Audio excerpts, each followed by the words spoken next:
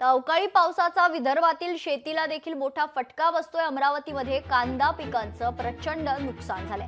अंजनगाव बारी परिसरात शेतात खरतर पाणी साचल्याचं पाहायला मिळतं। अचानक आलेल्या अवकाळी पावसामुळे काढणीला आलेला कांदा आणि काढून ठेवलेला कांदा पावसामुळे खराब झालाय।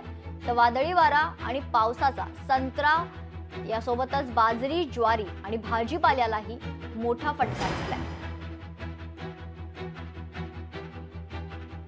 येत्या 4-5 दिवसापासून आम्ही हा कांदा उपळून ठेवला होता सुकवणीसाठी आणि सुकवणीसाठी हा कांदा उपळून ठेवल्यानंतर सतत पाऊस हा 4-5 दिवसापासून हा पाऊस रोज येत आहे आणि त्याच्यामुळं हा कांद्याचा पूर्ण कांदा हा सडला आहे। त्याच्यामुळं याचे त्वरित पंचनामे करून शासनाने याची दखल घेऊन त्वरित याचे पंचनामे करावे। आम्ही तसे तलाठी साहेबांना, कृषी अधिकारी साहेबापर्यंत म्हणजे फोन करून त्यांना सांगितलं, तर त्यांचं म्हणणं असं पडलेलं आहे की बा आम्हाला वरून आदेश नाही आहे। आता ही वरून आदेश कधी येणार? कृषी मंत्री साहेबांना आमचं शेतकऱ्या थ्रू एवढंच म्हणणं आहे की याचे ताबडतोब पंचनामे करावे आणि शेतकऱ्यांना न्याय मिळवून द्यावा।